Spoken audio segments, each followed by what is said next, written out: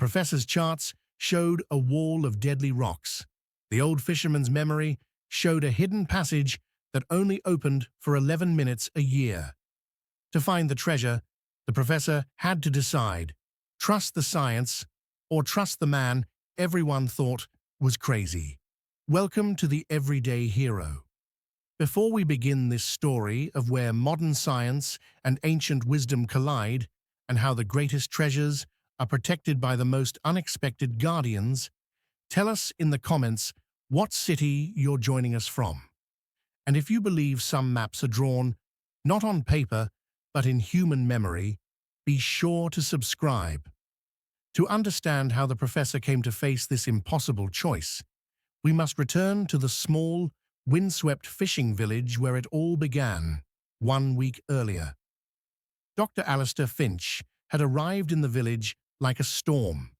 With his state-of-the-art 4x4 vehicles, cases filled with shiny equipment, and his team of young, eager assistants, he was like an expedition from the modern world to this forgotten corner. Alistair was the rising star of the marine archaeology world, ambitious, intelligent, and a man who trusted his technology completely. His goal was to find the legendary lost treasure of the pirate One-Eyed Jack, which, according to centuries of legend, lay in the treacherous waters of the Serpent's Maw. According to his data, the treasure was there, but he had a problem. He couldn't find a single boat willing to take him into the Serpent's Maw. The old fishermen of the village lowered their voices when they spoke of those waters, saying, "The sea has a memory," and adding that the Maw does not like machines. Alistair scoffed at these superstitions, but at the end of the day, there was only one option left in the harbor. An old fisherman everyone else stayed away from. A man they whispered about, saying he spoke with the sea. Captain Silas. Silas's boat looked like a historical artifact next to Alistair's gleaming equipment. Its wooden hull was weathered by salt and sun, its paint peeling in places. Silas himself was no different from his boat. His face was wrinkled like a map of the sea, and his eyes were deep, as if he could see the bottom of the ocean. Alistair approached Silas with a dismissive attitude. "Captain," he said, "I need someone to take me to the entrance of that strait and back. Just transportation. My equipment will handle the rest." Silas replied, without looking up from the net he was mending. "Does your equipment understand the language of the sea, Professor?" Alistair ignored the comment. "I'll pay whatever your price is." Silas finished his work.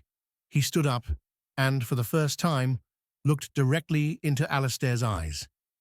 "My price isn't money," he said. "My price is respect. When we enter those waters, I am the captain. My rules." With no other choice, Alistair reluctantly agreed. For him, Silas was just an old boatman he had to tolerate to reach his goal. However, the moment they set sail, the roles began to change. Alistair's $1 million sonar went crazy in the magnetic fields of the Serpent's Maw. His mapping drones lost control due to sudden and irregular deep-sea currents. Every piece of technology the professor trusted failed, one by one, in the face of nature's chaos. Silas, however, was calm. He wasn't looking at screens. He was looking at the sea itself. He felt the direction of the wind on his cheek. He read the small eddies on the water's surface. He knew what would happen in an hour from the shape of the clouds on the horizon. He navigated his boat through rocks marked as impassable on Alistair's charts, as if threading a needle. Finally, they arrived at the place that marked the end of Alistair's data. Before them was a wall of razor-sharp rocks that seemed insurmountable. "That's it," Alistair said, accepting defeat. "The data ends here. It's a dead end." Silas stopped the engine. The boat began to rock silently in the waves. "Now we wait, Professor," he said. Alistair laughed in frustration. Wait for what, Captain? That's a wall. We'll go back the way we came. This is a waste of time. Silas looked to the horizon, his calm unshaken. Patience is the sea's favorite virtue, Professor. That wall does not always stand there.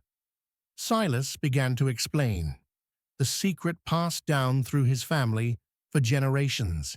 He spoke of how a specific alignment of the moon, combined with a pressure change from a local geothermal vent, temporarily neutralized the chaotic currents in the strait. This event, he said, happened only twice a year, for exactly 11 minutes. Alistair couldn't believe what he was hearing. This was the stuff of fairy tales, not science. Nonsense, he muttered. This is pure superstition. But he had no other choice. He began to wait in the boat, fuming with anger and helplessness. 20 minutes later, something incredible happened. The waters, which had been boiling like a cauldron, became eerily still, as if calmed by an invisible hand. The roar of the sea was replaced by an unnerving silence, and as the water level dropped by just a few feet, a dark fissure appeared between two massive rocks, a passage invisible beneath the turbulent water. Alistair was speechless. He was looking not at a screen, but at reality, and reality was proving the old fisherman's fairy tale to be true. "We have 11 minutes, Silas said, starting the engine. Not a second more, not a second less. The moments they spent navigating that dark, narrow passage were the longest of Alistair's life. The sides of the boat passed inches from razor-sharp rocks. For the first time, Alistair was just a passenger. His life was entirely in the hands of the man he thought was ignorant. And then the passage ended. They found themselves in a calm, hidden lagoon, surrounded by high cliffs. In the center lay the wreck of One-Eyed Jack's ship, frozen in time. Its keel was broken, but most of it was perfectly preserved in the oxygen-poor water of the cove. Alistair was filled with the childlike joy of a scientist. "Incredible! This is the find of the century," he shouted. As Silas tied their boat to the mast of the shipwreck, Alistair's eye caught his hands. He's tying a complex, distinctive knot he had never seen before. Alistair froze. He recognized that knot. From the old pirate journals he had studied for years, it was described as the unique signature knot of One-Eyed Jack himself. "That knot," Alistair whispered, his voice trembling. "That's impossible. That's One-Eyed Jack's personal knot. How do you know it?"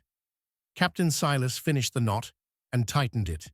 He lifted his head and looked at the professor with his deep eyes. There was a wise smile on his face. "The first captain of this ship was my great-great-grandfather," he said. "Some maps aren't written on paper, Professor. They're written in the blood." Professor Alistair hadn't just found a treasure that day. He had found a living history, a living legend. Silas's wisdom came not from being an old pirate, but from being the last link in a chain, the carrier of his ancestors' bond with the sea, their experiences and their secrets.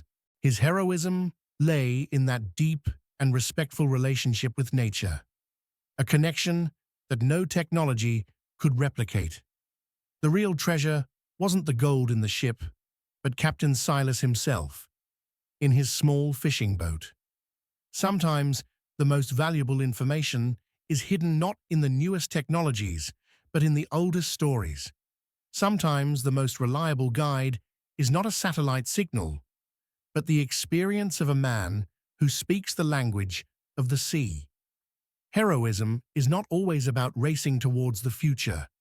Sometimes it is showing the courage to carry the wisdom of the past into the present. Thank you for watching The Everyday Hero. If you believe that true treasure is hidden in experience, subscribe to our channel. We'll see you in the next story.